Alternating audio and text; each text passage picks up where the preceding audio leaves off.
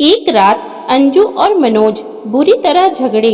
मनोज अपने दोस्त के घर से शराब पीकर आया था और अंजू ने अपनी सास के साथ झड़प हो जाने के बाद कुछ देर पहले ही तय किया था कि वह अपने ससुराल में किसी से डरेगी दबेगी नहीं।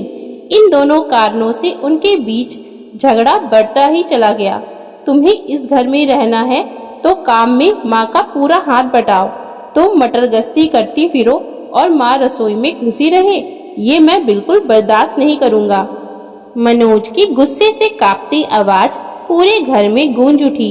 आज ऑफिस में ज्यादा काम था इसलिए देर से आई थी, फिर भी मैंने उनके साथ थोड़ा सा काम कराया। अपनी माँ की हर बात सच मानोगे तो हमारी रोज लड़ाई होगी। अंजू भी जोर से चिल्लाई। उनकी रोज की शिकायत है कि जिस दिन तुम समय से घर आ जाती हो उस दिन भी तुम उनके साथ कोई काम नहीं कराती हो। ये झूठ बात है। झूठी तुम हो, मेरी माँ नहीं। नहीं, झूठी तुम्हारी माँ है। उस रात मनोज ने अपनी दूसरी पत्नी पर पहली बार हाथ उठा दिया। उनकी शादी को अभी 2 महीने ही बीते थे। तुम्हारी मुझ पर हाथ उठाने की जरूरत कैसे हुई? अब दोबारा हाथ उठाकर देखो, मैं अभी पुलिस बुला लूंगी। चिल्लाकर दी गई इस धमकी को सुनकर राजनाथ और आरती अपने बेटे बहू को शांत कराने के लिए उनके कमरे में आए। गुस्से से कांप रही अंजू ने अपनी सास को जली कटी बातें सुनाने में कोई कसर नहीं छोड़ी। जवाब में आरती कुछ देर ही चुप रही, फिर वह भी ईंट का जवाब पत्थर से देते हुए उससे भिड़ गई। मुझे नहीं रहना है इस नर्क में। मैं कल सुबह ही मायके जा रही हूँ। तुम्हारे माँ बाप का बोझ मुझे नहीं ढोना है। धमकी देने के बाद अंजू ने कमरे का दरवाजा अंदर से बंद कर लिया। ये मुझे कैसे दिन देखने पड़ रहे हैं। पहली बीवी चरित्रहीन थी, सो मुझे छोड़कर अपने प्रेमी के साथ भाग गई। अब ये दूसरी जो पल्ले पड़ी है, बहुत ही बदतमीज। अपने को कोसता मनोज उस रात सोफे पर ही सो गया। अगले दिन रविवार था। आंखों में गुस्सा भरी जब 10 बजे के करीब अंजू अपने कमरे से बाहर आई तो उसने मनोज को ड्राइंग रूम में मुंह लटकाए बैठे पाया। उसके पूछे बिना मनोज ने उसे दुखी लहजे में बताया, मम्मी पापा सुबह की गाड़ी से मामा जी के पास मेरठ चले गए हैं। क्यों? चाय बनाने रसोई में जा रही अंजू ने ठिठक कर पूछा। उनके जाने का कारण समझना मुश्किल है। मुझे जबरदस्ती कसूरवार मत ठहराओ प्लीज। तुम्हारी माताजी ने मुझे 1 की 4 सुनाई थी। वे दोनों बीमार रहते हैं। जब आज मैं ही घर छोड़कर जाने वाली थी तो तुमने उन्हें रोका क्यों नहीं? मैंने बहुत कोशिश करी पर पापा नहीं माने। वे कब तक लौटेंगे? कुछ बताकर नहीं गए हैं। मनोज ने थके हारे अंदाज में अपना चेहरा हथेलियों से रगड़ा तो अंजू भी कुछ उदास सी हो गई। दोनों दिन भर सुस्त ही रहे पर शाम को उनका बाजार घूम आने का कार्यक्रम बन गया। पहले उन्होंने कुछ खरीदारी करी और फिर खाना भी बाहर ही खाया। उस रात अंजू को जी भर के प्यार करते हुए मनोज को एक बार भी अपने माता पिता का ध्यान नहीं आया। अगले 2-3 दिन तक उनके बीच झगड़ा नहीं हुआ। फिर एक दिन ऑफिस से अंजू देर से लौटी तो मनोज उससे उलझ पड़ा। दोनों के बीच काफी तू मैं हुई पर फिर जल्द ही सुलह भी हो गई। तब दोनों के मन में ये विचार एक साथ उभरा कि अगर आरती यानी अंजू की सास घर में मौजूद होती तो यकीनन झगड़ा लंबा खींचता। मनोज लगभग रोज ही अपने माता पिता से फोन पर बात कर लेता। अंजू ने उनसे पूरा हफ्ता बीत जाने के बाद बात करी थी। उसने उन दोनों का हालचाल तो पूछ लिया पर उनके वापस घर लौट आने की चर्चा नहीं छेड़ी। मेरठ गए 1 महीना बीत गया तो अंजू और मनोज के मन में बेचैनी बढ़ने लगी। पड़ोसी और रिश्तेदार जब भी मिलते तो आरती और राजनाथ के लौटने के बारे में ढेर सारे सवाल पूछते। तब उन्हें कोई झूठा कारण बताना पड़ता और ये बात उन्हें अजीब सा अपराध बोध का शिकार बना देती। लोगों के परेशान करने वाले सवालों से बचने के लिए तब दोनों ने मेरठ जाकर उन्हें वापस लाने का फैसला कर लिया। अब वहां पहुंचकर उनसे बहस में मत उलझना। उन्हें मनाने को अगर सॉरी बोलना पड़े तो बोल देंगे। उनको साथ रखना हमारी जिम्मेदारी है, मामा जी या किसी और की नहीं। मनोज सारे रास्ते अंजू को ऐसी बातें समझाता रहा। मामा मामी के यहाँ 2 दिन बिताने के लिए शुक्रवार की रात को करीब 9 बजे तक उनके घर पहुंच गए। उन दोनों से मामा मामी बड़े प्यार से मिले। उनकी नजरों में अपने लिए नाराजगी के भाव न देखकर अंजू मन ही मन हैरान हुई। दीदी और जीजाजी खाना खाने के बाद पार्क में घूमने गए हैं। अपने मामा की ये बात सुनकर मनोज हैरान रह गया। पापा मम्मी घूमने गए हैं? उन्होंने ये आदत कब से पाल ली? मनोज की आंखों में अविश्वास के भाव पैदा हुए। वे दोनों अब नियम से सुबह भी घूमने जाते हैं। तुम उनकी फिटनेस में आए बदलाव को देखोगे तो चकित रह जाओगे। मम्मी की कमर का दर्द उन्हें घूमने की इजाजत देता है। दर्द अब पहले से काफी कम है। जीजाजी दीदी का हौसला बढ़ाकर उन्हें सुस्त नहीं पड़ने देते हैं। क्या मम्मी का किसी नए डॉक्टर से इलाज चल रहा है? हाँ, डॉक्टर राजनाथ के इलाज में है। दीदी अपने इस मजाक पर मामा जी ने जोरदार ठहाका लगाया तो मनोज और अंजू जबरदस्त उलझन का शिकार बन गए। जब वे सब चाय पी रहे थे तब राजनाथ और आरती ने घर में प्रवेश किया। उन पर नजर पड़ते ही मनोज उछलकर खड़ा हो गया और प्रसन्न लहजे में बोला, वाह papa mummy, in sports shoes में तो आप दोनों बड़े जच रहे हो। तुम्हारे मामा जी ने दिलाए हैं, अच्छे हैं ना? राजनाथ पहले किसी बच्चे की तरह खुश हुए और फिर उन्होंने मनोज को गले से लगा लिया। पैर छूते हुए मनोज ने उनकी तारीफ करी। ये बड़ी खुशी की बात है कि कमर का दर्द कम हो जाने से अब आपको चलने में ज्यादा दिक्कत नहीं आ रही है। चेहरे पर भी चमक है। मामा जी के यहाँ लगता है खूब माल उड़ा रहे हैं। मेरी ये शुगर की बीमारी कहाँ मुझे माल खाने देती है। तुम दोनों कैसे हो? आने की खबर क्यों नहीं दी? अपने बेटे बहू को आशीर्वाद देते हुए आरती की पलकें नम हो उठी। तुम दोनों को भूख लग रही होगी, बोलो क्या खाओगे? बड़े उत्साहित अंदाज में अपनी हथेलियां आपस में रगड़ते हुए राजनाथ ने अपने बेटे बहू से पूछा। ज्यादा भूख नहीं है, इसलिए बाजार से कुछ हल्का फुल्का ले आते हैं, कह मनोज अपने पिता के साथ जाने को उठ खड़ा हुआ। बाजार से क्यों कुछ लाना है? आलू मटर की सब्जी रखी है, मैं फटाफट पराठे तैयार कर देती हूँ, कह मामी रसोई में जाने को उठ खड़ी हुई। भाभी, आज आप अपने इस शिष्य को काम करने की आज्ञा दो। रहस्यमयी अंदाज में मुस्कुरा रहे राजनाथ ने अपनी सलहज का हाथ पकड़कर वापस सोफे पर बैठा दिया। क्या पराठे आप बनाएंगे? मनोज का मुंह आश्चर्य से खुला का खुला रह गया।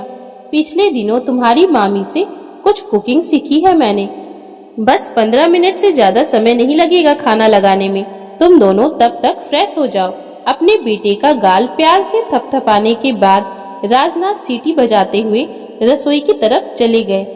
राजनाथ ने क्या क्या बनाना सीख लिया है इसकी जानकारी उन दोनों को देते हुए आरती और मामा मामी की आंखें खुशी से चमक रही थी। मटर पनीर, कोफ्ते, बैगन का भरता, भरवा भिंडी, पापा ये सब बना सकते हैं। मुझे विश्वास नहीं हो रहा है, कैसे हुआ ये चमत्कार?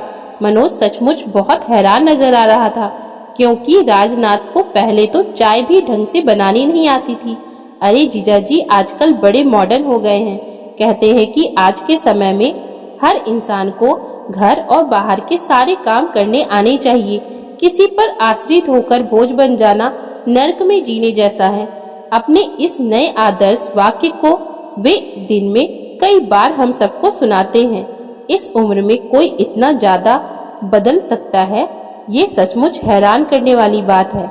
मामा जी की इस बात का पूरा अर्थ मनोज को अगले 2 दिनों में समझ आया। राजनाथ जी ने उन्हें उस रात खस्ता पराठे बनाकर खिलाए, फिर रेत गरम कर उसे एक पोटली में भरा और आरती की कमर की सिकाई करी। वे पहले बहुत कम बोलते थे, पर अब उनकी हंसी से कमरा बार बार गूंज उठता था। अगले दिन सबको बेड टी उन्होंने ही पिलाई। इससे पहले वे और आरती घंटा भर पास के पार्क में घूम आए थे। नाश्ते में ब्रेड पकोड़े मामा जी ने बनाए, पर सबको गर्मा गर्म पकोड़े खिलाने का काम उन्होंने बड़े उत्साह से किया। मनोज और अंजू उनकी चुस्ती फुर्ती देखकर बार बार हैरान हो उठते। ऐसा प्रतीत होता जैसे उनमें जीने का उत्साह कूट कूट कर भर गया हो। शाम को वे सब बाजार घूमने गए। चाट खाने की शौकीन अंजू को राजनाथ जी ने एक मशहूर दुकान से चाट खिलाई, बाद में आइसक्रीम भी खाई। वापस आने पर किसी को ज्यादा भूख नहीं थी, इसलिए पुलाव बनाने का कार्यक्रम बना। लेकिन सबके मुंह से अपनी तारीफ सुनकर वे फूले नहीं समाये। काफी थके होने के बावजूद उन्होंने सोने से पहले आरती की कमर की सिकाई करने के बाद मूव लगाने में कोई आलस नहीं किया। रविवार की सुबह आरती और मामी जी काम करना चाहती थी। राजनाथ जी ने किसी की चलने न दी और रसोई में अकेले घुस गए। उन्होंने बहुत स्वादिष्ट पुलाव बनाया। मामी जी ने सबको सांभर डोसे का नाश्ता कराया। सब ने इतना ज्यादा खाया कि लंच करने की जरूरत ही न रही। कुछ देर आराम करने के बाद मनोज ने दिल्ली लौटने की तैयारी शुरू कर दी।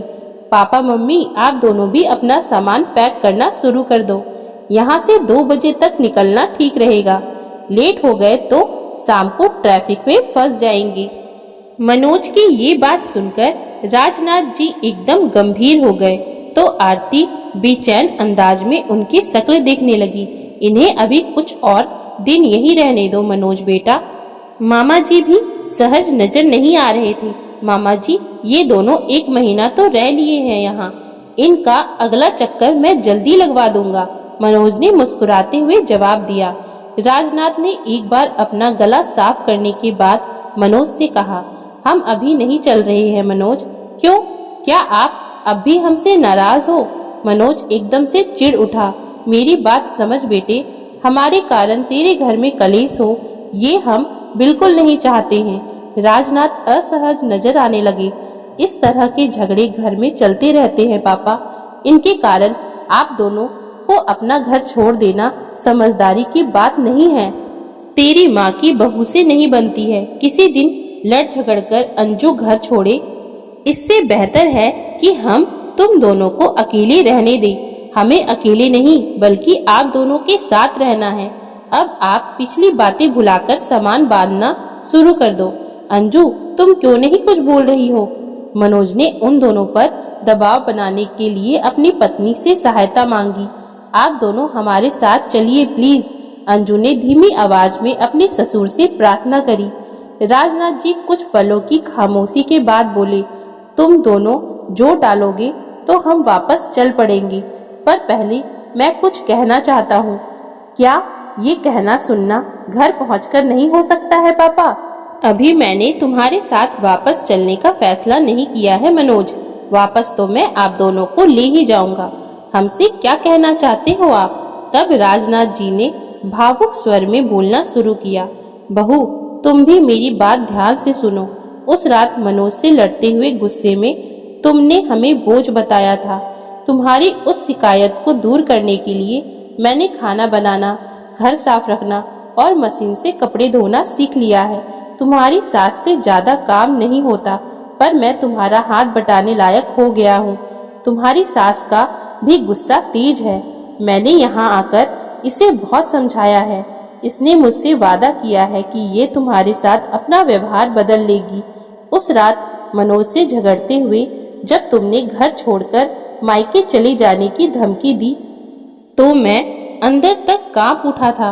उसी रात मैंने ये फैसला कर लिया था कि घर में सुख शांति बनाए रखने को अगर कोई घर छोड़ेगा तो वे तुम्हारी सास और मैं, तुम नहीं।